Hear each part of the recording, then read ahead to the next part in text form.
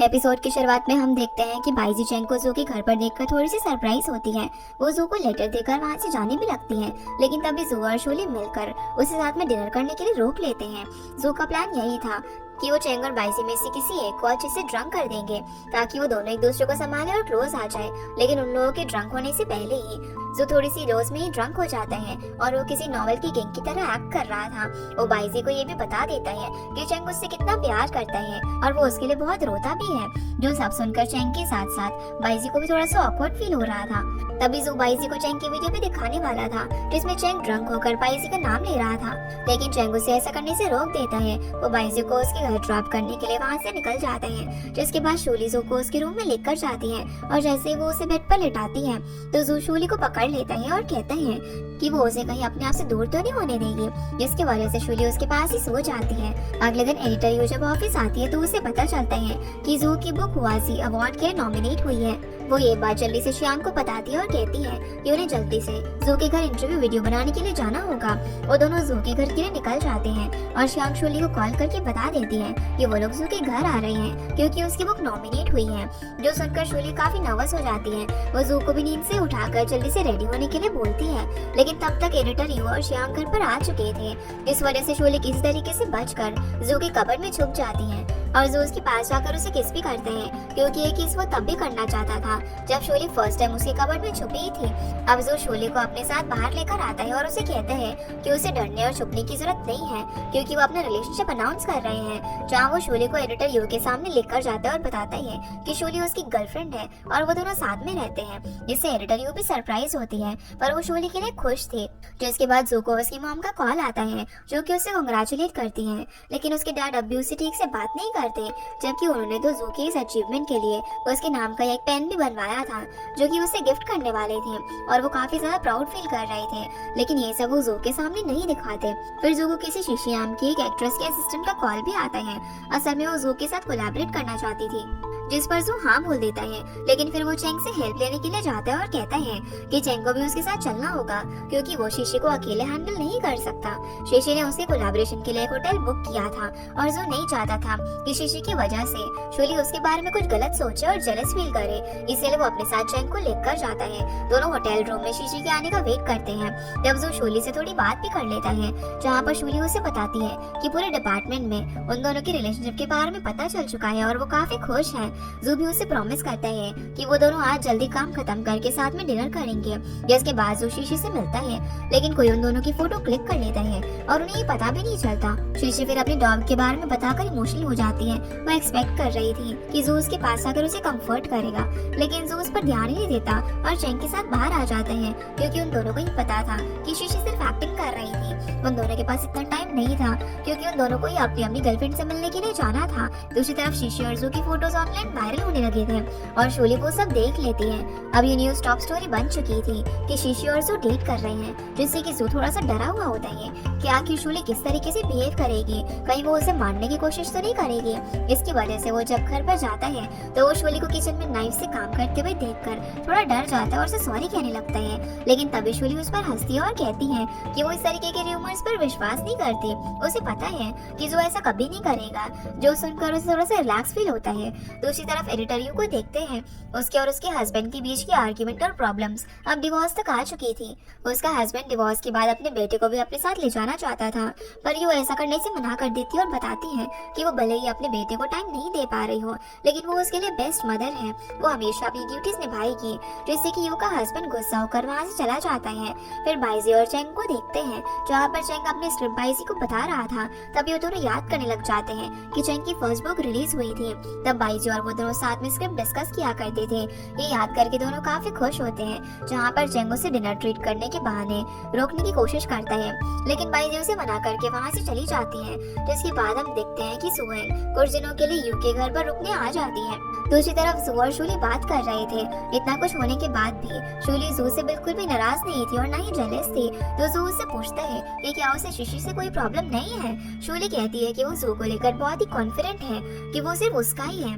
तभी जू को एक अननोन नंबर से कॉल आता है जो कि असल में शीशी का था। वो जू को डिनर पर इनवाइट करना चाहती थी। इस पर शोली जू को हाँ बोलने के लिए कहती है, लेकिन जू कॉल कट कर देता है और अपना फोन भी वहीं पर छोड़कर ये कहकर चला जाता है कि उसे शीशी के साथ डिनर करने में कोई इंटरेस्ट नहीं है। दूसरी तरफ शीशी सब एक एडवांटेज की तरह ले रही थी। वो ये सोच रही थी कि जू जरूर उसकी केयर करता है, इसलिए वो शीशी का टेस्ट ले रहे हैं। अगले दिन अब शोली ऑफिस जाती है, तभी वहाँ पर न्याओ उसे परेशान करने की कोशिश करती है और उसे उन रूमर्स को लेकर बुरा बोलती है, लेकिन शोली को उससे कोई फर्क नहीं पड़ता। फिर बाइजी और चैंग को देखते हैं, दोनों साथ में काम कर रहे थे। तभी बाइजी को हॉस्पिटल से कॉल आता है। असल में मिस लियू हॉस्पिटल से गायब थी, इसीलिए चैंग और वो दोनों उन्हें ढूंढने के लिए जाते हैं। मिस लियू उन्हें एक पार्क में मिलती है जहाँ वो अपने हस्बैंड का वेट कर रही थी। वो सब कुछ भूल चुकी थी, यहाँ तक कि उन्हें बाइजी के बारे में भी याद नहीं था। तभी चैंग को देखकर मिस लियू एक बॉक्स उसे देती है और बताती है कि उसमें मिस लियू के हस्बैंड के लेटर हैं जो कि उनके कैट ने खराब कर दिए थे और वो चाहती थी कि वो लेटर्स वापस से ठीक हो जाए। इसीलिए चैंग वो बॉक्स अपने पास ही रख लेता है और वो और बाइजी मिलकर मिस लियू को हॉस्पिटल लेकर जाते हैं, जहाँ पर बाइजी चैंग को मिस लियू की दी हुई वॉच भी दे देती है और कहती है कि वो दोनों अगली बार जब मिस लियू से मिलने के लिए जाएंगे तो बाइजी चाहती थी कि चैंग वो वॉच पहन कर आए ताकि मिस लियू उन दोनों को पहचान पाए। चैंग अब वहाँ से चला जाता है और बाइजी को भी अब रियलाइज हो चुका था कि चैंग ही उसके लिए एक अच्छा लड़का है जो कि उसके साथ हमेशा रहने वाला है, जिस तरीके से मिस लियू अपने हस्बैंड के साथ रहती थी। जिसके बाद हम देखते हैं कि चैंग मिस लियू के दिए हुए लेटर्स को ठीक करता है, जिसमें वो जू की भी हेल्प लेता है। दूसरी तरफ शीशी जू का अटेंशन पाने के लिए उस पर एक पोस्ट करती है, जिस पर सभी लोग कमेंट्स करने लग जाते हैं कि जू वही है जिसे अवार्ड मिलने वाला है, लेकिन उन्हें नहीं लगता कि जू डिजर्विंग है। जो सब मिस्ट्रेस शियांग शोली को दिखाती है, लेकिन वो उसे कहती है कि जू को उन मिस्ट्रेस से कोई फर्क नहीं पड़ता क्योंकि वो तो चैंग की हेल्प करने में बिजी है। दूसरी तरफ हम एडिटर को भी देखते हैं, वो अपने ऑथर हिमा को अब दिलासा दे रहा था कि वो भले अवार्ड के लिए नॉमिनेट ना हुआ हो, लेकिन एडिटर उसके लिए काफी अच्छा इंटरव्यू ढूंढेगा जो कि जू जैसे ऑथर भी डिजर्व नहीं करते। तो सब शोली और श्याम भी सुनते हैं और एडिटर की इस बात पर हंस रहे थे क्योंकि एडिटर काफी बुरी तरीके से शोली से हारा था। तभी वहाँ पर डायरेक्टर यांग भी आ जाते हैं, जो आते ही सबसे पहले शोली की तारीफ करते हैं क्योंकि उसकी वजह से ही वो लोग जू को साइन कर पाए थे और आज उनके पब्लिशिंग हाउस से ही जू को अवार्ड के लिए नॉमिनेट किया था, जहाँ वो ये भी कहते हैं कि वो शोली को भी एक अवार्ड जरूर देंगे जब मिस्टर शी अपने बिजनेस ट्रिप से वापस आ जाएंगे। दूसरी तरफ बाइजी मिस लियू से मिलने के लिए जाती है तो चैंग वहीं पर होता है। वो मिस लियू को उनके हस्बैंड की लेटर पढ़कर सुना रहा था ताकि मिस लियू अपने हस्बैंड के साथ बिताए मोमेंट्स को याद कर पाए। जिसके बाद बाइजी और वो दोनों पार्क में जाकर बैठ जाते हैं। जब चैंग वो वॉच बाइजी को वापस से लौटा रहा था तो बाइजी उसे कहती है कि चैंग वो वॉच रख सकता है क्योंकि मिस लियू उसे ही वॉच का ओनर मानती है। इस पर चैंग बोलते हैं कि वो ये वॉच अपने पास तभी रखेगा जब बाइजी उसे इस वॉच का ओनर मानकर उसे देगी, यानी कि उसके साथ नई शुरुआत करेगी। तो बाइजी उसे बोलती है कि वो स्टार्स देखना चाहती है, लेकिन उस सीजन में सिटी के बीच उस पार्क से स्टार्स देखना पॉसिबल नहीं था, वो सिर्फ माउंटेन से स्टार्स देख सकते थे। सीना एडिटर यू पर आता है, वो सुएहंग को उसके नेक पेन के लिए गिफ्ट भी देती है। तभी उसे अपने बेटे के स्कूल से कॉल आता है क्योंकि उसके हस्बैंड ने अपने बेटे के स्कूल का ट्रांसफर करवा दिया था ताकि यू को उसकी कस्टडी ना मिल पाए। ये सब सुनकर यू अपने हस्बैंड को कॉल भी लगाती है, लेकिन वो उसकी बात नहीं सुनता। तब सोहेंग उसे अपनी एक फैन का कार्ड देती है जो कि एक अच्छी लॉयर थी और यू भी डिसाइड कर लेती है कि वो अपने हस्बैंड के अगेंस्ट फाइट बैक करेगी। फिर हम जू को देखते हैं जब वो अपने सोशल मीडिया पर हेटर्स के कमेंट पढ़ता है। तभी शोली भी घर पर आ जाती है तो वो अपना फोन साइड में रख देता है ताकि शोली उसकी टेंशन ना ले। वो दोनों फिर शीशी से भी मिलने के लिए जाते हैं और जू यहाँ पर शोली को अपनी गर्लफ्रेंड कहकर इंट्रोड्यूस करने वाला था, लेकिन शोली उसे रोक देती है और शीशी से कहती है कि वो सिर्फ जू की एडिटर है और जू की गर्लफ्रेंड और वो दोनों काफी क्लोज हैं। यहाँ पर शीशी को उन पर थोड़ा सा शक भी होता है, इसलिए वो शोली को अपने कॉन्ट्रैक्ट में ऐड कर लेती है। जब वो लोग वहाँ से बाहर निकलते हैं तो शीशी अपने असिस्टेंट को उन दोनों पर नजर रखने के लिए बोलती है, जहाँ जू शोली से पूछता है कि वो शीशी से इतना अच्छे से बात क्यों कर रही थी, क्या उसे जेलस फील नहीं हो रहा, जिस पर शोली उसे मना कर देती है। तभी जब वो दोनों वहाँ से बाहर आते हैं तो कुछ मीडिया रिपोर्टर्स जू को चारों तरफ से कवर कर लेते हैं। वो लोग गलती से शोली को ही पुश कर देते हैं, जो देखकर जू जल्दी से उसे अपनी जैकेट से कवर करता है और मीडिया से कहता है कि वो उसकी गर्लफ्रेंड से दूर रहे और उन दोनों के फोटोज भी कोई पोस्ट नहीं होने चाहिए वरना जू उन पर केस करेगा। जो सब शीशी भी दूर से देख लेती है और गुस्से में वहाँ से चली जाती है। इधर शोली और जू कार में आते हैं, जहाँ पर जू उसे कहता है कि वो शीशी के साथ कोलैबोरेशन कैंसिल कर रहा है क्योंकि ये सब उसे शोली के लिए सही नहीं लग रहा, वो शोली को दूर नहीं करना चाहता। जो सुनकर शोली भी उसके इस डिसीजन की रिस्पेक्ट करती है और कहती है कि आज जो किसी सेवियर किंग की तरह उसे बचाने के लिए आया था। ये सुनकर सुनकर जू भी खुश हो जाता है। तभी जू को चेंग का मैसेज आता है जो कि उसे कैंपिंग पर इनवाइट करता है। इस पर जू और शूली भी जाने के लिए मान जाते हैं क्योंकि उनके पास बाइजी और चेंग को वापस से क्लोज लाने का प्लान था। इधर शीशी शूली पर काफी ज्यादा गुस्सा थी क्योंकि जू ने शूली की वजह से शीशी को रिजेक्ट कर दिया था, इसीलिए वो भी प्लानिंग स्टार्ट कर देती है क्योंकि वो शूली को जू की गर्लफ्रेंड बनाकर नहीं रहने दे सकती थी। अगले दिन अब जू और सभी लोग साथ में कैंपिंग के लिए जाते हैं, जहाँ पर चेंग और जू एक कंपटीशन भी रख लेते हैं कि जो भी माउंटेन पर कैंपिंग लोकेशन पर लास्ट पहुंचेगा वो जीतने वाले को चिल्ला चिल्ला कर प्रेज करेगा, जिसकी वजह से अब दोनों ही माउंटेन क्लाइंब करना चालू कर देते हैं। एक तरफ बाइजी पूरी ताकत के साथ चढ़ रही थी और चेंग थक गया था, लेकिन फिर भी वो ऐसा प्रिटेंड कर रहा था जैसे उसे तो कुछ हुआ ही ना हो। शूली भी काफी ज्यादा थक गई थी, इसलिए वो जू को कंपटीशन जीतने के लिए आगे जाने को कहती है क्योंकि वो पीछे ही थोड़ा ब्रेक लेने वाली थी, पर जू से वहाँ अकेला नहीं छोड़ सकता था, इसलिए वो भी शूली के साथ थोड़ा सा ब्रेक ले लेता है। फिर वो शूली का भी बैकपैक अपने साथ लेकर उसके साथ आगे बढ़ता है। ये लोग अब कैंपिंग लोकेशन पर पहुंच जाते हैं और चेंग और जू काम करते करते एक दूसरे से आर्ग्यू कर रहे थे कि चेंग जू से 10 सेकंड्स पहले आया था तो अब जू को उसकी तारीफ करनी पड़ेगी। इस पर जू भी कहता है कि वो अपनी बेट पूरी कर चुका है और उसने अपने दिल में चिल्ला चिल्ला कर चेंग को प्रेज कर दिया है। इसके बाद जू उसे बताता है कि वो यहाँ पर इसीलिए आया है क्योंकि वो शूली के साथ टाइम स्पेंड करना चाहता है, क्योंकि बाहर तो जू को सोशल मीडिया पर बहुत ज्यादा हिट मिल रही थी और वो नहीं चाहता था कि शूली का ध्यान उन पर जाए, वो जू के बारे में बुरा फील करे। जहाँ वो ये भी कहता है कि चेंग भी तो अपना काम बनाने यहाँ पर आया है। तभी बाइजी और शूली उनके पीछे आ जाते हैं। ये लोग बारबेक्यू खाने वाले थे, लेकिन मीट और फूड आइटम लेकर आने की ड्यूटी जू की थी और वो फिर से मीट निकाल कर बैग में रखना ही भूल गया था। इसकी वजह से अब उनके पास और कोई ऑप्शन नहीं बचता और जू और चेंग दोनों ही लेक के पास बैठ जाते हैं। मछली पकड़ने के लिए वो किसी प्रोफेशनल की तरह एक्ट करने लग जाते हैं, जैसे उन्हें बहुत सारी फिशेस मिलने वाली थी, पर असल में उन्हें एक भी मछली नहीं मिलती और शूली और बाइजी उन दोनों का मजाक उड़ाती हैं। जहाँ पर चेंग उन्हें ये भी कहता है कि शायद उस लेक में फिशेस है ही नहीं। तभी वहाँ पर एक आदमी बहुत सारी फिशेस लेकर क्रॉस होता है जो कि उसने लेक से ही पकड़ी थी। अब वो लोग उस आदमी से कुछ फिशेस खरीद लेते हैं, जिसके बाद रात को ये लोग गेम भी खेलते हैं। गेम में बाइजी का डेयर था चेंग को किस करने का, इस पर वो मना कर देती है और कहती है कि वो एक डेयर जरूर पूरा कर सकती है, वो था जंगल में जाने का। अब पहले तो बाइजी अकेले जाती है, तभी उसे बहुत सारे भेड़ियों की आवाज आती है जिनसे वो थोड़ी सी डर जाती है, तो चेंग भी उसके साथ आ जाता है। वो उसे कहता है कि बाइजी को डरने की जरूरत नहीं है क्योंकि वो उसके साथ जंगल के अंदर जाएगा, पर असल में ये आवाज तो जू ने अपने फोन से चला रखी थी ताकि बाइजी डर कर चेंग के क्लोज आ पाए। अब जू और शूली काम खत्म होने के बाद वापस से कैंप साइट पर जा रहे होते हैं, तो बीच में ही जू का पैर पानी में लग जाता है, वो गीला हो जाता है और इसी बीच उसका फोन भी गिर जाता है। जिसके बाद जू और शूली मिलकर उसके सॉक्स को आग के नीचे सुखाते हैं और दोनों बातें कर रहे थे, जहाँ पर शूली उसे बताती है कि उसे यहाँ पर आकर टेंशन फ्री फील हो रहा है। तो जू उससे पूछ लेते हैं कि उसे किस बात की टेंशन थी, कहीं उसने उन हेटर्स के कमेंट को तो नहीं पढ़ा। इस पर शूली हाँ बोल देती है। इतने में जू का सॉक्स भी आग लगने से जल जाता है। फिर शूली उससे पूछती है कि क्या जू को उन हेटर्स की वजह से कोई प्रॉब्लम नहीं हो रही, तो जू उससे बताता है कि उसे उन लोगों से कोई फर्क नहीं पड़ता क्योंकि उसके पास अपनी गर्लफ्रेंड है, यानी कि शूली है, जो कि उसे अप्रिशिएट करती है और प्रोटेक्ट भी करती है। ये बोलकर दोनों एक दूसरे को किस करते हैं। तभी वहाँ पर चेंग और बाइजी आ जाते हैं क्योंकि उन्हें जू का फोन जंगल में गिरा हुआ मिला था और उन्हें ये भी पता चल गया था कि वो आवाजें जू ने ही प्ले की थी जहाँ वो लोग ये बात कर ही रहे थे। तभी बाइजी को हॉस्पिटल से फोन आता है। फोन रखते ही वो अपना सामान लेकर वहाँ से निकलने लग जाती है क्योंकि मिस लियू की तबीयत बहुत खराब हो चुकी थी। चेंग भी उसके पीछे जाता है।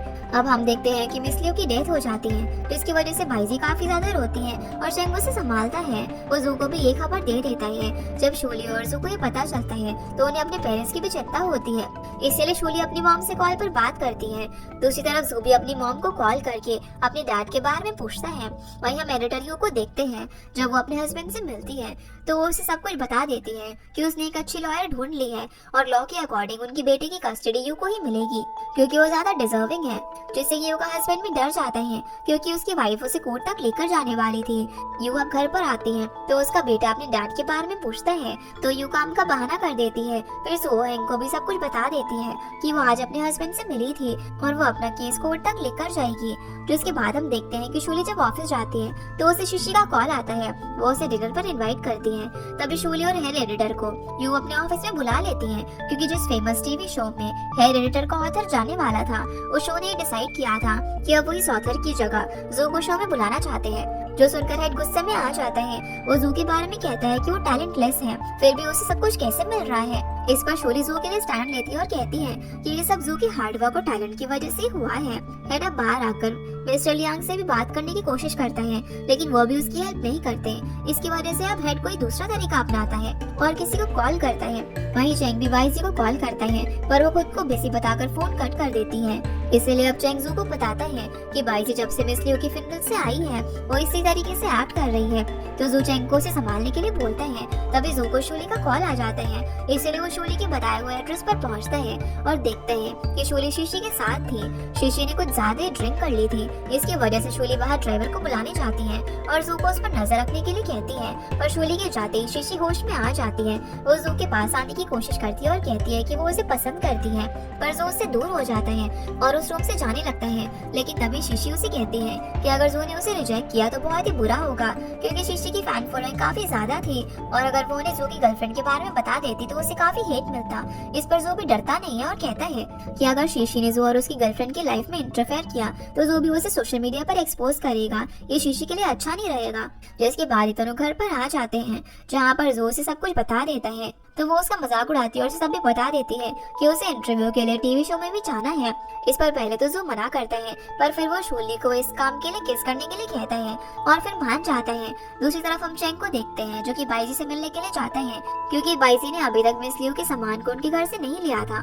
बाइजी को अब मिस लियू से मूव ऑन करना चाहिए, क्योंकि मिस लियू भी कभी नहीं चाहती थी कि उनके मरने के बाद बाइजी खुद को इतना टॉर्चर करे। इसके बाद ही दोनों उनके घर पर जाते हैं। वहाँ पर मिस लियू के सामान में बाइजी को उनका एक लेटर भी मिलता है, जो कि उन्होंने मरने से पहले अपने हस्बैंड से मिलने के लिए लिखा था। ये देखकर वो काफी इमोशनल हो जाती है, जिसकी वजह से चेंग उसे बाहर लेकर जाता है और बताता है कि बाइजी हमेशा मिस लियू को अपनी आंखों के सामने देख सकती है, क्योंकि वो आसमान में एक स्टार बन चुकी थी। चेंग उसे ये भी प्रॉमिस करता है कि वो कभी बाइजी को अकेला नहीं छोड़ेगा और हमेशा उसके साथ रहेगा।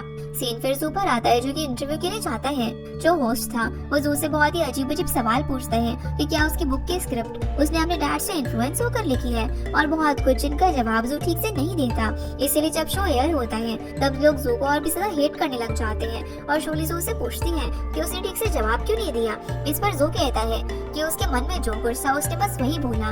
तभी उसे अपने डैड का भी कॉल आता है, जो जू को समझा रहे थे कि उसने होस्ट को ये सब क्यों नहीं बोला, कि उसके डैड जू की राइटिंग से काफी अलग लिखते हैं और वो तो जू के अगेंस्ट भी है, तो वो उसकी बुक में हेल्प क्यों करेंगे।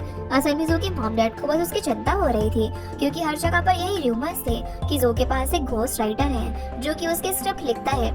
लेकिन जो शोली के सामने बिल्कुल भी ऐसा प्रिटेंड नहीं करता कि वो भी टेंशन में है। वो शोली को हक करके उसे उसके रूम में जाने के लिए कह देता है और हम देखते हैं कि इस इंसिडेंट की वजह से उन दोनों को नींद आना भी मुश्किल हो गया था।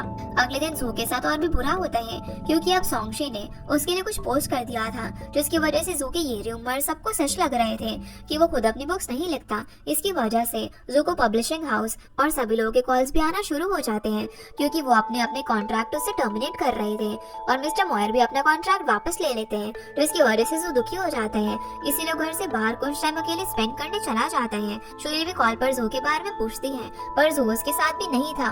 तभी जू घर पर आ जाता है, जहाँ वो बिल्कुल नॉर्मल बिहेव कर रहा था वो झूठ बोल देता है कि वो चेंग के साथ में था।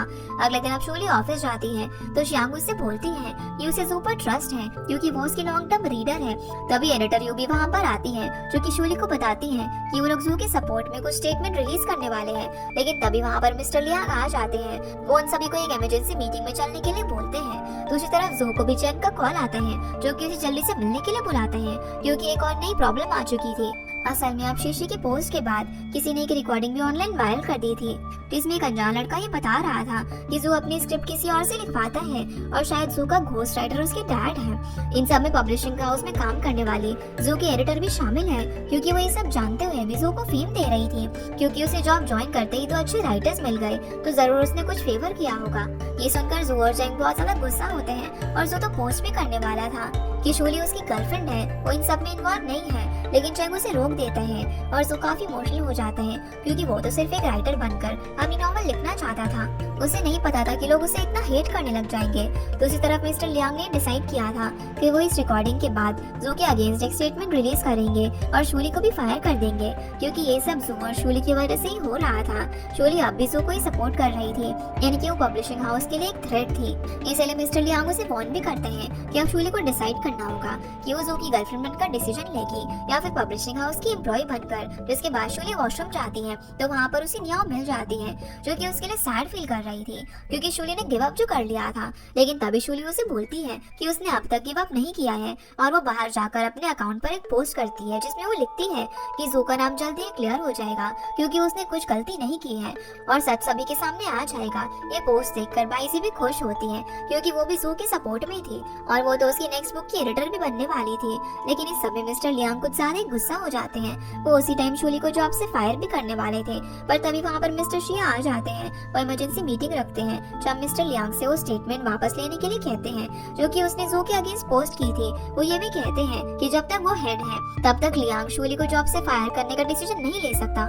इस पर मिस्टर लियांग फिर भी उसकी कोई बात नहीं सुनता और इतना स्ट्रेस में होने की वजह से मिस्टर शिया की तबीयत खराब हो जाती है। उन्हें उसी वक्त हॉस्पिटल भेजा जाता है। इसके बाद शूली घर पर आ जाती है और जू को बताती है कि मिस्टर शिया उसे बचाने की पूरी कोशिश कर रहे हैं। लेकिन जू को असल में टेंशन शूली की थी क्योंकि श्याम ने जू को बता दिया था कि शूली को मिस्टर लियांग ने जॉब से फायर करने की धमकी दी है। लेकिन फिर भी शूली जू से एक्सक्यूज बनाकर ये बात छुपा लेती है। तभी शूली को अपने मॉम डैड का कॉल आता है जो कि पहले तो उसे डांटते हैं पर उन्हें भी शूली की फिक्र थी, इसलिए वो उसे मोटिवेट भी करते हैं कि उन्हें यकीन है कि शूली गलत नहीं है तो उसे अपने आप को प्रूव करना होगा और उन लोगों को सबक सिखाना होगा जिन्होंने ये सब रूमर्स फैलाकर उन्हें डिफेम किया है। शूली फिर किचन में डिनर रेडी करने के लिए चली जाती है। वो काफी इमोशनल भी हो गई थी जहाँ पर जू आकर उसे कहता है कि वो बुक लिखना छोड़ रहा है क्योंकि वो डिजर्विंग नहीं है, इसलिए तो उसके फैंस भी उसके हेटर बन चुके हैं। ये सुनकर शूली उसे बोलती है कि जू को गिव अप नहीं करना चाहिए और भले ही जू को हमेशा से किसी की भी हेल्प की जरूरत नहीं पड़ती है, लेकिन आज उसे शूली पर ट्रस्ट करना होगा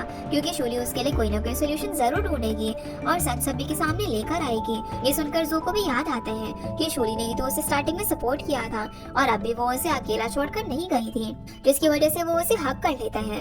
अगले दिन दोनों ही अब अपने घर जा रहे होते हैं ताकि वो रिलैक्स कर पाए। लेकिन तभी शूली को पब्लिशिंग हाउस से कॉल आता है क्योंकि जब से पब्लिशिंग हाउस डिफेम हुआ था उसकी वजह से हेड एडिटर भी अब जॉब से रिजाइन करके जा रहा था, यानी कि उसके पास जो राइटर थे उनके कॉन्ट्रैक्ट भी खतरे में थे। इसीलिए उसी टाइम शूली को वहाँ पर जाना पड़ता है। हेड पहले से एडिटरियो को इंसल्ट कर रहा था कि अब उसे कोई फर्क नहीं पड़ता क्योंकि वो उसकी बॉस नहीं है और वो कुछ भी कर सकता है। तभी उसे दरवाजे पर शूली मिल जाती है। शूली उसे समझाने की कोशिश करती है कि हेड पर जिन राइटर्स ने ट्रस्ट किया था उनका क्या होगा, यहाँ तक कि मिस्टर शिया ने भी उस पर ट्रस्ट किया था तो हेड को रिजाइन नहीं करना चाहिए। लेकिन वो उसकी एक भी बात नहीं सुनता और कहता है कि वो शूली और जू को बहुत ज्यादा हेट करता है क्योंकि वो दोनों हमेशा उसके काम के बीच में आते रहते हैं। ये सुनकर शूली को थोड़ा सा शक होता है। वो हेड से पूछती है कि कहीं वो रिकॉर्डिंग उसने ही तो नहीं बनाई है क्योंकि वही पब्लिशिंग हाउस के अंदर चल रही हर बात के बारे में जानता था और उसके पास तो अच्छा मौका भी था शूली और जू से बदला लेने का।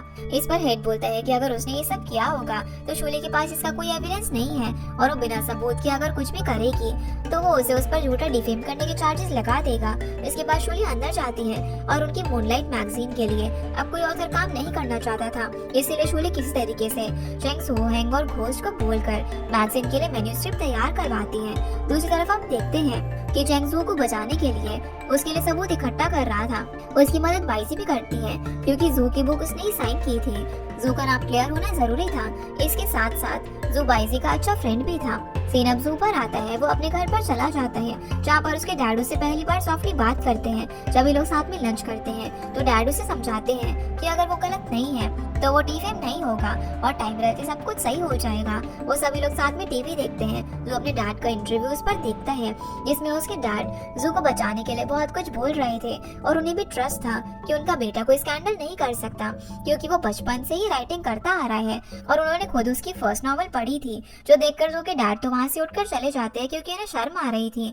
लेकिन उनके जाने के बाद जू की मॉम उसे सब कुछ बता देती है कि जिस दिन से जू के अगेंस्ट वो र्यूमर शुरू हुए थे उसी दिन डैड ने अपने कनेक्शन की हेल्प से वो इंटरव्यू अरेंज किया ताकि वो जू की हेल्प कर पाए, यानी कि उन्हें भी जू की फिक्र थी और फर्क बस इतना था कि वो ये सब शो ऑफ नहीं करना चाहते थे। दूसरी तरफ हम शूली को देखते हैं। वो न्याओ को अपने अंकल से बात करते हुए सुनती है। असल में न्याओ भी अब जॉब छोड़ रही थी, लेकिन शूली उसे समझाती है कि ये सब न्याओ को सिर्फ अपने बारे में सोचकर नहीं बल्कि अपने राइटर्स और पब्लिशिंग हाउस के बारे में सोचकर डिसाइड करना चाहिए, क्योंकि न्याओ के लिए भी बस ये एक जॉब नहीं थी बल्कि एक बॉन्ड था जो कि उसने पब्लिशिंग हाउस के लोगों के साथ बनाया था। ये सुनकर न्याओ भी अपना डिसीजन बदल लेती है, जिसके बाद हम देखते हैं कि जू के डैड उसे इन सब चीजों से बाहर निकालने का एक सजेशन देते हैं। वो जू को उसकी पुरानी स्क्रिप्ट और जर्नल्स देकर उसे बताते हैं कि जू अगर अपनी पहले वाली राइटिंग स्टाइल लोगों को बताएगा तो वो जरूर अपनी इमेज का कुछ कर सकता है और डिफेम होने से बच सकता है। इस पर जू उनको थैंक्स बोलता है और काफी खुश भी था, क्योंकि उसके डैड ने उसका इतना पुराना सामान भी अभी तक संभाल कर रखा है। सीन फिर शूली पर आता है। मीटिंग में उन सभी को पता चलता है कि हेड एडिटर ने शिंडुन बुक्स कंपनी ज्वाइन कर ली थी और वो पब्लिशिंग हाउस के राइटर्स को भी वहाँ पर साइन करने के लिए इन्फ्लुएंस कर रहा था। एडिटर यू मिस्टर लियांग को समझाती है कि उसे वो स्टेटमेंट वापस लेनी होगी ताकि जो राइटर्स जू को सपोर्ट करते हैं वो उनके साथ अपने कॉन्ट्रैक्ट टर्मिनेट ना करे। एडिटर यू यहाँ पर लियांग को अपने अंकल यानी कि हेड एडिटर की ऑथर हेमाओ को समझाने के लिए भेज देती है और शूली भी उसके साथ जाती है। पहले तो हेमिया उन लोगों के साथ काम नहीं करना चाहता था, क्योंकि ना ही उसे इंटरव्यू मिला था और ना ही वो वासी अवार्ड के लिए नॉमिनेट हुआ था और आजकल कोई उसकी ओल्ड स्टोरी सुनना पसंद भी नहीं करता था। जहाँ पर शूली उसे समझाती है कि बात किसी भी शो में जाने की या फिर अवार्ड फंक्शन जीतने की नहीं है। हेमिया को बस ये सोचना चाहिए कि वो अपने लिए और फैंस के लिए लिखता रहे जो कि आजकल उसकी बुक्स पढ़ते हैं। ये सुनकर वो पब्लिशिंग हाउस के साथ कॉन्ट्रैक्ट डोमिनेट ना करने का डिसाइड करता है और शूली की तारीफ भी करता है, क्योंकि शूली अपने काम को लेकर काफी सिंसियर थी। इसके बाद शूली और न्याओ अपने बाकी राइटर्स को भी समझाने के लिए जाते हैं और बहुत सारे राइटर्स ने तो उन्हें रिजेक्ट भी कर दिया था, लेकिन फिर भी वो हार नहीं मानते।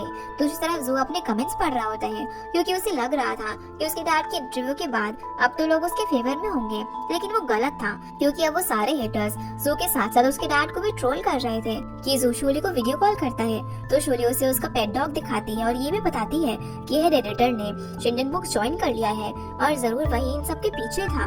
जहाँ वो ये भी कहती है कि वो कोई ना कोई सोल्यूशन जरूर ढूंढ लेगी। तभी जू के पीछे उसकी मॉम आ जाती है, जो कि उसे वीडियो कॉल पर बात करते हुए देखकर वहीं पर रुक जाती है और शूली को ये कहते हुए सुनती है कि जू को टेंशन फ्री होकर अपने मॉम डैड के साथ अच्छे से टाइम स्पेंड करना चाहिए। जू उसे ये भी कहता है कि वो बिल्कुल उसकी मॉम की तरह बातें कर रही है। जिसके बाद जू की मॉम वहाँ से चली जाती है और वो ये बात डैड को भी बताती है कि जरूर जू की कोई गर्लफ्रेंड है। ये सुनकर डैड काफी शॉक होते हैं, क्योंकि उन्हें नहीं लगा था कि जू जैसे चाइल्डिश लड़के की भी गर्लफ्रेंड होगी।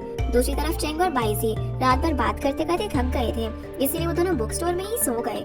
जब चेंग की नींद खुलती है तो वो अपना जैकेट बाइजी को पहनाने लग जाते हैं, क्योंकि वहाँ पर काफी ठंड थी। लेकिन तभी बाइजी की भी नींद खुल जाती है और चेंग उसके लिए मेडिसिन लेकर आता है ताकि बाइजी को कोल्ड न हो जाए। इसके बाद हम मिस्टर शिया को देखते हैं, जो कि मीटिंग में सारे ऑथर्स को इनवाइट करते हैं और उनसे बात करने के लिए आते हैं। पहले तो वो सारे ऑथर्स पब्लिशिंग हाउस छोड़ने की बात कर रहे थे, क्योंकि वो लोग उन पर ट्रस्ट नहीं कर सकते थे। लेकिन जब मिस्टर शिया उन्हें बताते हैं कि उन लोगों का बॉन्ड कितना पुराना है और वो कितने सालों से एक साथ काम करते आ रहे हैं, तो बाकी ऑथर्स भी काम करने के लिए मान जाते हैं। फिर मिस्टर शिया मिस्टर लियांग को भी वार्न करते हैं कि अगली बार से वो कोई भी ऐसी स्टेटमेंट रिलीज ना करे जिनसे उन्हें इतनी प्रॉब्लम हो। जिसके साथ साथ मिस्टर शिया शूली को जू की हेल्प करने के लिए एविडेंस भी इकट्ठा करने को बोलते हैं, क्योंकि वो जू के लिए एक लाइव इंटरव्यू अरेंज करने वाले थे और उसे जू को खुद को प्रूव करने का मौका मिल सकता था। दूसरी तरफ हम हेड एडिटर को देखते हैं, वो मिस्टर लुओ के साथ घूम रहा था। तभी मिस्टर लुओ का कॉल आता है और उसे पता चलता है कि हेड एडिटर के सारे ऑथर्स अब भी युआनयू पब्लिशिंग हाउस में ही काम करना चाहते हैं। तो वो हेड पर यहाँ पर गुस्सा करता है और उसे वहाँ से बाहर निकाल देता है, क्योंकि हेड ने उसे प्रॉमिस किया था कि वो उसे अपने अच्छे ऑथर्स लाकर देगा। इसके बाद हम बाइजी और चेंग को देखते हैं। चेंग ने भी जू के लिए एक पोस्ट की होती है ताकि जू को सपोर्ट मिल पाए, जिसे बाइजी अपने अकाउंट पर भी शेयर करती है और चेंग उसे ड्रिंक्स ऑफर करने लग जाता है। लेकिन बाइजी इतनी ज्यादा ड्रिंक करने से मना कर देती है, तो देखकर चेंग स्माइल करता है और उसे बताता है कि जब पहले बाइजी उसे रोका करती थी तो चेंग को थोड़ा सा अनोइंग लगता था और वो इरिटेट हो जाता था।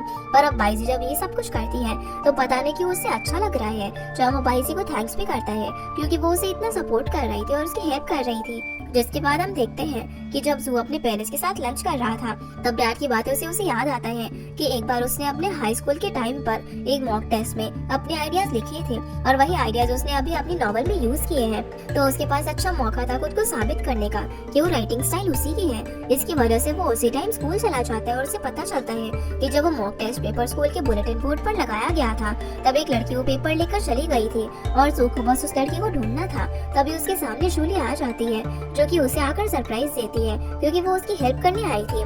जो उसे कहता है कि वो आज शोली को उसके फ्यूचर पेरेंट्स इन लॉ से मिलवाने वाला है, यानी कि अपने मॉम डैड से मिलवाने वाला था। ये सुनकर वो थोड़ी सी नर्वस हो जाती है और वहीं से दोनों कुछ प्रेजेंट लेने के लिए चले जाते हैं जो कि शोली उसकी मॉम डैड को देने वाली थी। फिर जो शोली को अपने घर पर लेकर जाता है, उसे देखकर जो कि डैड काफी खुश होते हैं। वो लोग साथ में डिनर भी करते हैं और हर बार की तरह जो और उसके डैड अपने आप को प्रूफ करने में लगे हुए थे। एक तरफ शोली जो को शांत रहने के लिए उसे पैर से मारती है, तो दूसरी तरफ जो की मॉम भी उसके डैड के साथ ऐसा ही करती है। डैड यहाँ पर शोली की तारीफ भी करते हैं क्योंकि शोली ने जो की बुक काफी अच्छे से एडिट करी थी, इसीलिए आज वो अवार्ड के लिए नॉमिनेट हुआ। ये लोग फिर सोने के लिए चले जाते हैं और शोली जो का रूम देखने के लिए उसके साथ जाती है, जहाँ वो उसके रूम में उसकी जर्नल्स ढूंढ रही थी। लेकिन जो उसे अपने क्लोज खींच लेता है और कहता है कि अगर जो खुद उसके सामने है तो उसे जर्नल से क्या करना है। दोनों फिर एक दूसरे को किस करते हैं और शोली अपने रूम में सोने के लिए चली जाती है। दूसरी तरफ जो के पेरेंट्स उन दोनों के रिलेशनशिप के बारे में ही बात कर रहे थे। उन्हें भी शोली काफी पसंद थी क्योंकि शोली की वजह से उनका बेटा इतना खुश रहता था। अगले दिन अब जो को पता चलता है कि जिस लड़की को वो ढूंढ रहा था उसका डेटा और उसका नाम अब कहीं पर भी नहीं था और वो बस एक तरह से गायब हो गई थी। ये सुनकर जो को थोड़ा सा अजीब लगता है, पर जिस क्लास में वो लड़की थी उसी क्लास की एक और लड़की का नंबर किसी तरीके से जो को मिल जाता है, जिस पर वो कॉल करता है तो वो नंबर सोंगशी के असिस्टेंट का निकलता है। जो अब उसके असिस्टेंट से इस बारे में बात करता है और उस लड़की का नाम भी बताता है, तो वो जो से उस लड़की को कल हाई स्कूल में मिलने के लिए बोलती है क्योंकि वो उस लड़की को अच्छी तरीके से जानती थी। असिस्टेंट उसे उस लड़की का फोटो भी भेजती है।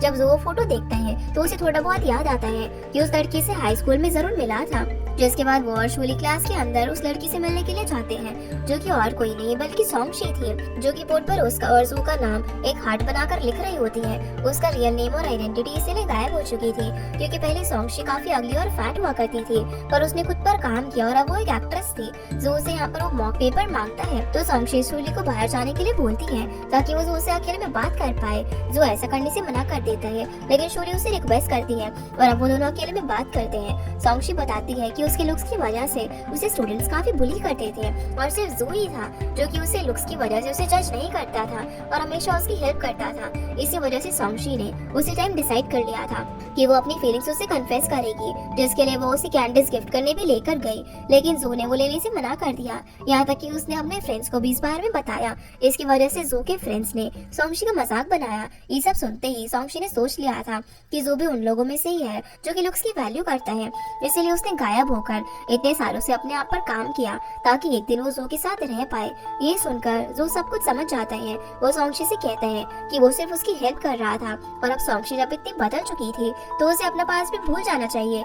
ये बोलकर जो वो ब्लैक बोर्ड पर बना हुआ हार्ट रब कर देता है और सोंगशी उसे बोलती है कि अगर वो उसके साथ रिलेशनशिप में नहीं आया तो वो उसे मॉक पेपर नहीं देगी। तो जो भी अब उसे प्लीज नहीं करता और वहाँ से बाहर आ जाता है। तभी सोंगशी गुस्से में आकर उस पर डस्टर फेंक देती है, जिससे ईसो को भी चोट लग जाती है। लेकिन वो सोंगशी को कन्फ्रंट करता है और उसे बताता है कि अब सोंगशी और उन पुलिस में कोई भी फर्क नहीं रहा क्योंकि सोंगशी भी उनके जैसी बन गई है। ये सोचने लग गई है कि वो परफेक्ट है तो वो कुछ भी कर सकती है। जिसके बाद शोली और जू वहाँ से चले जाते हैं। जब शोली पूछती है कि जू ने उसे जाने क्यों दिया और अब एविडेंस का क्या होगा, तो जू कहता है कि उसके लिए एविडेंस से बढ़कर शोली है। और रही बात एविडेंस की, तो उसके पास और भी बहुत सारी चीजें हैं लाइव इंटरव्यू में लेकर जाने के लिए।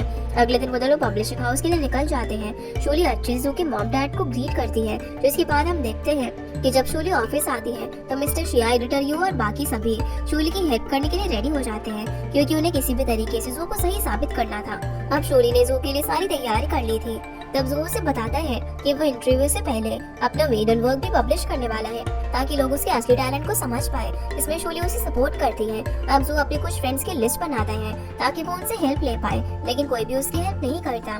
जू थक कर अब अपनी डेस्क पर सो जाता है, जहाँ पर शोली उसे आकर ब्लैंकेट से कवर करती है। अगले दिन जब शोली ऑफिस जाती है तो शियांग उसे आकर बताती है कि जू ने कुछ पोस्ट किया है। असल में जू ने ये लिखा था कि वो इतने दिन शांत इसीलिए था क्योंकि वो अपने वर्ड्स लोगों के ओपिनियन पर बेस नहीं करना चाहता था। लेकिन जब उसके हेटर्स ने उन लोगों को भी परेशान किया जो कि असल में जू पर बिलीव रखते हैं और उसकी केयर करते हैं, इसीलिए उनके लिए जू अब बोलना चाहता है जो कि वो कल के इंटरव्यू में बोलेगा। जिसके बाद अब लाइव इंटरव्यू स्टार्ट होता है। यहाँ पर होस्ट एक बार फिर जू से ऐसे सवाल पूछता है जिनका जवाब जू के पास नहीं होता और उसे लाइव ट्रोलिंग भी झेलनी पड़ती है। लेकिन तभी जू ने अपने कुछ मेडन वर्क के बारे में बताता है। ये भी कहता है कि आज वो यहाँ पर इसीलिए आया है ताकि वो उन लोगों को अप्रिशिएट कर सके जो कि उस पर ट्रस्ट करके उसे सपोर्ट कर रहे हैं। ये सुनकर शोली को कुछ याद आता है और वो उसी वक्त लाइव स्ट्रीमिंग छोड़कर कहीं पर चली जाती है। इधर जू अपनी अपनी राइटिंग के बहुत सारे एविडेंस देता है, लेकिन सभी लोग बस यही कह रहे थे कि जो के पास कोई डायरेक्ट एविडेंस नहीं है और जरूर वो अपनी नेक्स्ट बुक के लिए भी कोई घोस्ट राइटर का ही यूज करेगा। इन सब का जवाब अब जो के पास नहीं था, लेकिन तभी शूली वहाँ पर एविडेंस लेकर आती है। असल में वो था मॉक पेपर, जिन्हें देखकर जो ये प्रूव कर देता है कि उसने कोई घोस्ट राइटर यूज नहीं किया है और उसकी बुक के फ्रेजेस उसे बहुत टाइम पहले अपने सीनियर ईयर में बनाए थे। वो अब यहाँ पर ये भी एडमिट कर लेता है कि उसकी एडिटर यानी कि शूली उसकी गर्लफ्रेंड है और वो बहुत ही खुश है क्योंकि शूली का उसकी लाइफ में बहुत ही इंपॉर्टेंट रोल है। शूली गर्लफ्रेंड होने के साथ साथ एक अच्छी एडिटर भी है, जिसकी वजह से जो की बुक को एक अच्छा मोटिव मिल पाया और वो इतनी आगे गई। ये सब उसके लिए तभी पॉसिबल हो पाया क्योंकि जो के पास शूली का साथ था और वो लोग भी थे जो कि उसे सपोर्ट करते हैं, जैसे कि चेंग बाइजी और उसके मॉम डैड। अब जैसे इंटरव्यू खत्म होता है तो जो शूली से पूछता है कि वो टेस्ट पेपर कैसे लेकर आए। शूली उसे बताती है कि स्कूल वाले इंसिडेंट के बाद वो सॉन्ग से एक बार फिर मिलने के लिए गई थी। वहाँ पर उसने सॉन्ग को सब कुछ सच बताया कि जिस दिन सॉन्गशी ने जो को उसके दोस्तों के साथ उसके बारे में बात करते हुए सुना था, उस दिन जो उसके बारे में कुछ नहीं बोल रहा था। वो तो सॉन्गशी का स्टैंड उनके सामने ले रहा था, पर सॉन्गशी ने उसे गलत समझा। असल में सॉन्गशी उसके साथ इसीलिए रहना चाहती थी क्योंकि उसे जो की इमेज अपने माइंड में ऐसी बना ली थी कि वो काइंड और परफेक्ट पर्सन है। लेकिन शूली उसे सच बताती है कि जो काइंड है पर वो परफेक्ट नहीं है और सॉन्गशी को बस उसे इसीलिए अट्रैक्शन हुआ था क्योंकि उसे बस जो की गुड साइड ही देखी थी। बस शूली उसे यही समझाना चाहती थी कि अगर सॉन्गशी जो को इतना एडमायर करती है तो वो कभी नहीं चाहेगी कि जो इन सब र्यूमर्स और हेट की वजह से लिखना ही बंद कर दे और लोगों से बुली होकर हार जाए, जो सब सॉन्गशी को भी अब रियलाइज हो गया था। इसीलिए वो शूली को मॉक पेपर देने के लिए मान गई थी और उसने एक पोस्ट भी डाल दी थी जिसमें उसने जो के और उसके कोलैबोरेशन ना होने की बात को क्लियर किया था। फिर जो एडिटोरियल डिपार्टमेंट के लोगों को भी थैंक्स करता है, जिसके बाद वो रात को शूली के साथ शॉपिंग पर जाता है। शूली हेड की एक पोस्ट देखती है, उसने असल में एक ऑनलाइन अपॉलजी वीडियो डाली थी। ये एक्सेप्ट किया था कि जो और शूली के लिए जो रिकॉर्डिंग पोस्ट हुई थी वो सब उसी ने करवाया था उन्हें डिफेम करने के लिए। जो सुनकर शूली को काफी गुस्सा आता है, लेकिन अब वो रिलैक्स थी क्योंकि उसके साथ जो था जो उसे अपने बैग पर उठाकर घर तक लेकर आता है और दोनों बहुत सारी बातें करते हैं कि जब वो ओल्ड हो जाएंगे और उनके ग्रैंडसन और ग्रैंड डॉटर होंगे तब जो ज्यादा सालों तक जिंदा रहना पसंद करेगा और अपनी फैमिली को सपोर्ट करेगा। ये सुनकर शूली बोलती है कि वो बहुत दूर का सोच रहा है क्योंकि अब तक ये भी डिसाइड नहीं है कि शूली के पेरेंट्स उनकी शादी के लिए मानेंगे या फिर नहीं। इस पर जो उसे घुमाते हुए कहता है कि अगर वो नहीं माने तो शूली को उनके सामने रोना होगा और ये कहना होगा कि वो सिर्फ जो से ही प्यार करती है। अब जब ये लोग घर पर आते हैं तो इन्हें उन लोगों के भी कॉल्स आना शुरू हो जाते हैं जिन लोगों ने सू के स्कैंडल के बाद सू को रिजेक्ट कर दिया था, लेकिन अब वो लोग उससे कोलैबोरेशन के लिए अप्रोच कर रहे थे। जो देखकर सू खुश तो होता है, वो शूली से ये भी कहता है कि उसे बिल्कुल नहीं पता था कि उसका करियर इतना पीक पर पहुंच जाएगा। शूली भी उसकी तारीफ करती है कि वो एक फेमस सेलिब्रिटी बन गया है। दूसरी तरफ हम देखते हैं कि बाइजी मिस्टर लुओ से बात करने के लिए चाहती है क्योंकि मिस्टर लुओ इलीगल तरीके से अपनी कंपनी के बाकी राइटर्स की पेमेंट भी अपने पास ही रख रहा था और उसका कहना यही था कि छोटे राइटर्स के पैसे से ही तो वो इतना बड़ा अमाउंट बड़े राइटर्स को दे पाता है जितना वो लोग डिजर्व करते हैं। ये सुनकर बाइजी को काफी बुरा लगता है। वो तो ये बोल देती है कि वो काली कंपनी से रिजाइन देगी और मिस्टर लुओ को भी एक्सपोज कर देगी। अगले दिन अब जब शूली ऑफिस जाती है तो एडिटर यू से एक गुड न्यूज देती है। वो ये थी कि डायरेक्टर यांग शूली को हेड की पोजीशन देने वाले थे, यानी कि वो डिप्यूटी एडिटर बनने वाली थी, लेकिन उसकी बस एक ही कंडीशन थी और वो ये थी कि शूली को जू को उसकी अगली बुक के साथ ही साइन कराने के लिए कन्विंस करना होगा। इस पर एडिटर यू से ये भी समझाती है कि जरूरी नहीं है कि शूली जू को एज अ गर्लफ्रेंड बनकर अप्रोच करे और उसे अपने एडिटर होने की ड्यूटी से ये काम करना होगा। वो ये भी चाहती थी कि जल्दी जू को वाजी अवार्ड के लिए विनर भी डिक्लेयर कर दिया जाए ताकि मिस्टर शिया अपनी रिटायरमेंट खुशी से ले पाए। शूली अब ये गुड न्यूज जू को बताती है। जू भी काफी खुश होते हैं क्योंकि वो डेप्यूटी एडिटर बनने वाली थी, लेकिन शूली मिस्टर शिया को भी रिटायरमेंट के बाद मिस करने वाली थी। शूली जू के लिए सूट्स डिसाइड करने लग जाती है जो कि अवार्ड में पहनकर वो जाने वाला था और डिसाइड करते वक्त वो दोनों एक दूसरे के क्लोज आकर किस भी करने लगते हैं। लेकिन तभी चेंग शूली की मॉम डैड के साथ वहाँ पर आ जाता है। वो लोग उन दोनों को किस करते हुए देख लेते हैं। इसकी वजह से अब शूली की मॉम उससे अकेले में बात करती है और उससे जू के बारे में पूछती है कि वो उसकी केयर कैसे करता है। तो शूली यहाँ पर जू की काफी तारीफ करती है और सब कुछ बता देती है जो कि जू ने उसके लिए किया था, जैसे कि उसके थक जाने पर जू ने अपनी बैग पर उसे उठाया था और जू ने शूली का रूम डेकोरेट किया, उसके लिए इतना कंफर्टेबल बनाया। दूसरी तरफ जू शूली के डैड के साथ बात कर रहा था। डैड उससे पूछते हैं कि क्या वो अच्छे से ड्रिंक कर सकता है। इस पर वो हाँ बोल देता है। अब जब ये लोग डिनर करते हैं तो जू और डैड एक दूसरे को रिस्पेक्ट देने के चक्कर में काफी ज्यादा ड्रिंक कर लेते हैं। ड्रंक होकर इस तरीके से बात करने लग जाते हैं जैसे कि ये दोनों बेस्ट फ्रेंड हो। तो देखकर शूली और उसकी मॉम सोचने लग जाती है कि ये दोनों तो ड्रंक होने के बाद बिल्कुल ही सेम है। दूसरी तरफ हम चेंग और बाइजी को देखते हैं जो कि जू के बारे में सोच सोच कर हंस रहे थे। तभी बाइजी चेंग को बताती है कि उसने रिजाइन कर दिया है। चेंग कहता है कि उसे टेंशन लेने की जरूरत नहीं है क्योंकि वो एक वेल डिजर्विंग डायरेक्टर है, तो उसे कहीं पर भी अच्छी कंपनी में जॉब मिल जाएगी। बाइजी बताती है कि अब वो अपनी कंपनी स्टार्ट करना चाहती है जिसके बारे में उसने बहुत टाइम पहले ही सोच रखा था। चेंग भी इसमें उसकी हेल्प करने वाला था और डिसाइड करता है कि वो बाइजी का स्टार्टअप चेंग की बुक स्टोर में ही सेट करेंगे। इस बात पर दोनों एक दूसरे को खुश होकर किस करते हैं। अगले दिन अब शूली के डैड जू को आकर बताते हैं कि कल रात उन्होंने कुछ ज्यादा ही ड्रिंक कर ली थी, तो अगर उन्होंने जू को कुछ भी बोल दिया हो तो जू उन्हें माफ कर दे। इस पर जू उन्हें बताता है कि उसे तो कल का कुछ भी याद नहीं है क्योंकि वो खुद भी काफी ज्यादा ड्रंक था। तभी डैड उसे कहते हैं कि शूली कभी कभी जस्टिस के लिए बहुत ज्यादा अनोइंग और एंग्री हो जाती है। तो पास में शूली के डैड ने हमेशा उसे सपोर्ट किया है क्योंकि लोगों को उसके बिहेवियर से प्रॉब्लम हो सकती थी, लेकिन अब वो कोई ऐसा इंसान चाहते थे जो कि फ्यूचर में उससे ऐसी सिचुएशन में प्रोटेक्ट करे और उसका गार्डियन बनकर उसे खुश रखे।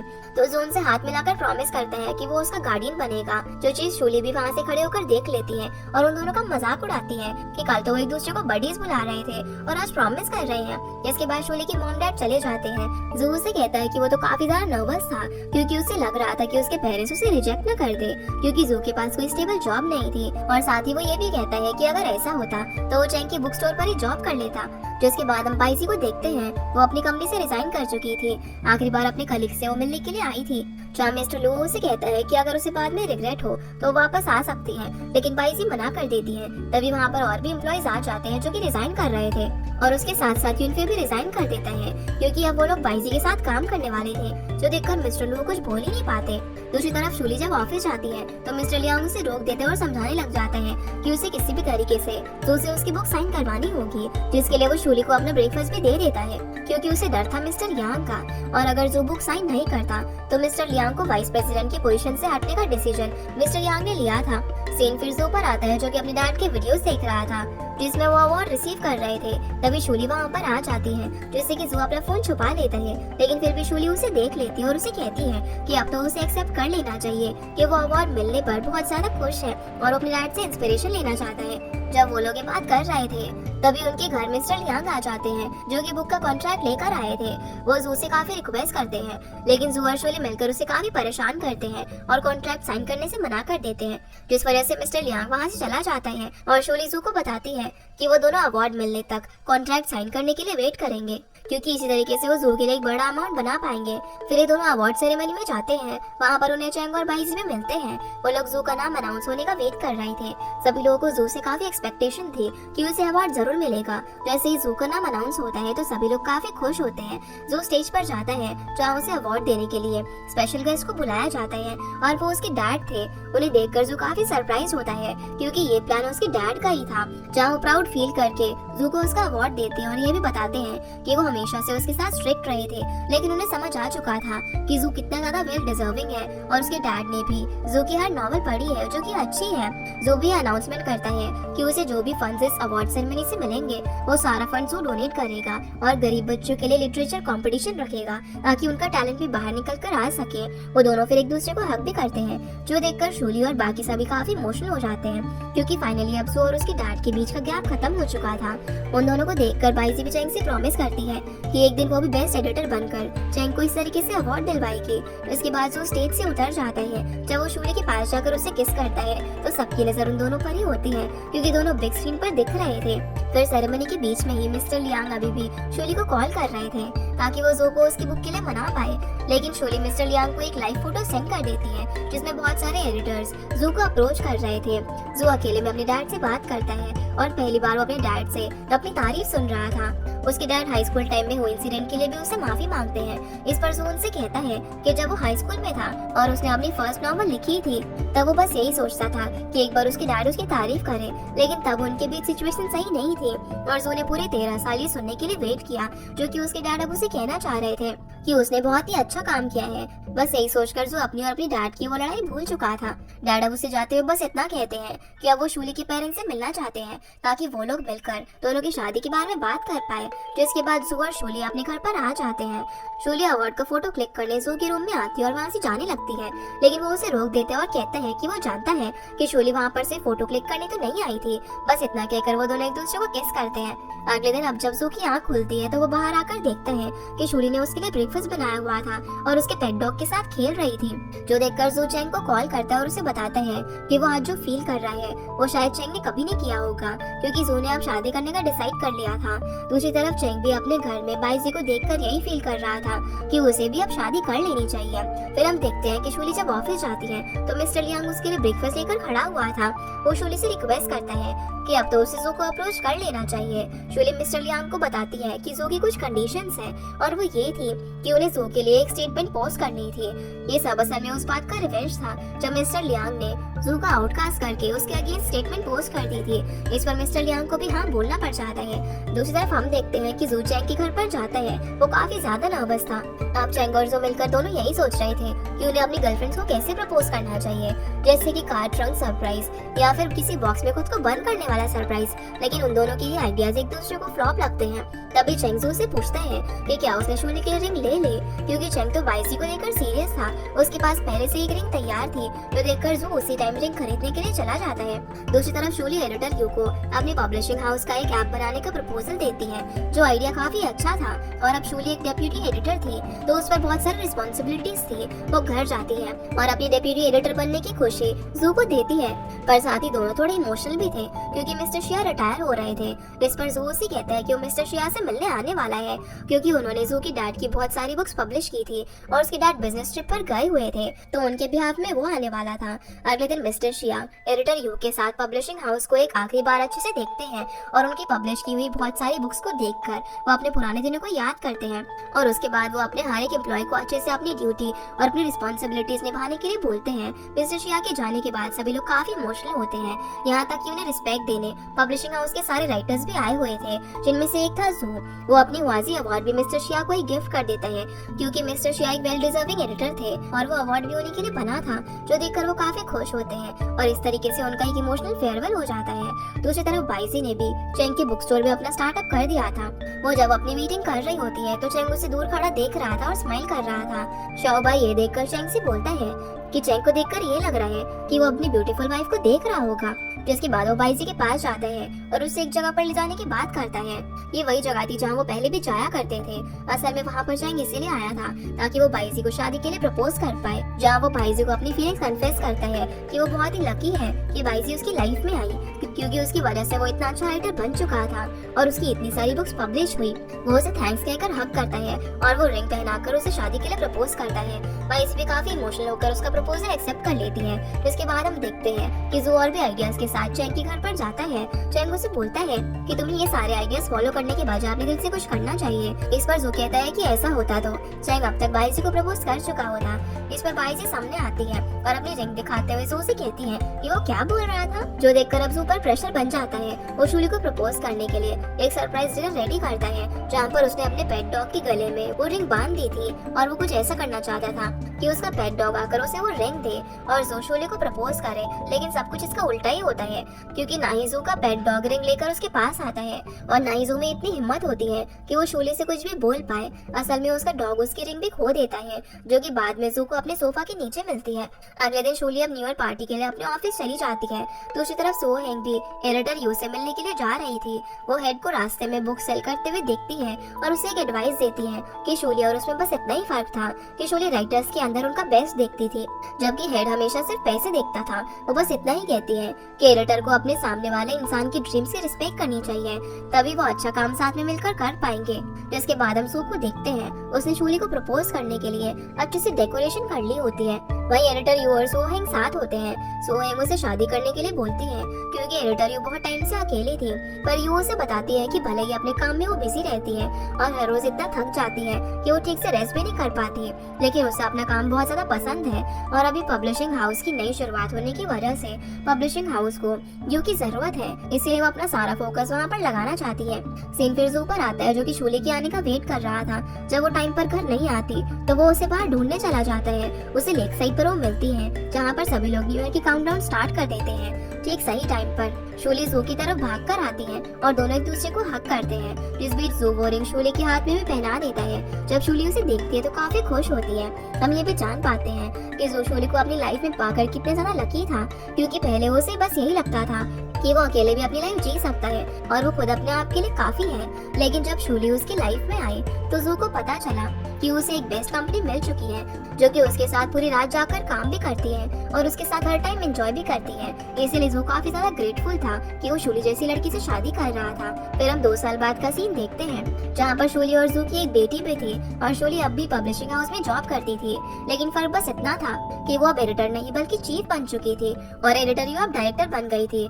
साथ ही साथ नियाओ की भी शादी होने वाली थी और श्यांग भी काफी बदल चुकी थी क्योंकि अब वो सीनियर डिजाइनर बन चुकी थी। शोले फिर पब्लिशिंग हाउस के नए इंटर्न्स को सारा काम समझाती है और वो उसे डेस्क पर बैठने के लिए बोलती है जहाँ वो पहली बार बैठी थी। आज वो एक इंटर्न से सीधा चीफ बन चुकी थी, जिसके साथ हम ये भी देखते हैं कि जब बाइजी भी उसके साथ बिजनेस करने के लिए आती है तो शोले को याद आता है कि पहले वो दोनों राइवल्स हुआ करती थी लेकिन अब दोनों साथ में बिजनेस कर रही थी। शोले फिर काम से फ्री होकर जू और अपनी पूरी फैमिली के साथ पिकनिक पर जाती है जहाँ वो लोग घोस्ट की न्यू बुक के बारे में बात कर रहे थे, क्योंकि घोस्ट ने उन दोनों की स्टोरी के ऊपर एक नॉवल लिखी थी और उसका नाम था मूनलाइट, जिसे वो दोनों साथ में पढ़ रहे थे और अपने पुराने दिन याद कर रहे थे। तभी चैंग और बाइजी भी घूमने के लिए आ जाते हैं और ये लोग सभी साथ में बैठकर अपनी हैप्पी फैमिली टाइम एंजॉय करते हैं। इसी के साथ हमारा ये ड्रामा यहीं पर खत्म हो जाता है। तो गाइस ये थी आज की वीडियो एंड होप आप लोगों को ये वीडियो पसंद आई होगी, तो इस वीडियो को लाइक कर चैनल को सब्सक्राइब जरूर कीजिएगा। आपसे फिर मिलते हैं अगले इंटरेस्टिंग ड्रामा में, तब तक के लिए गुड बाय।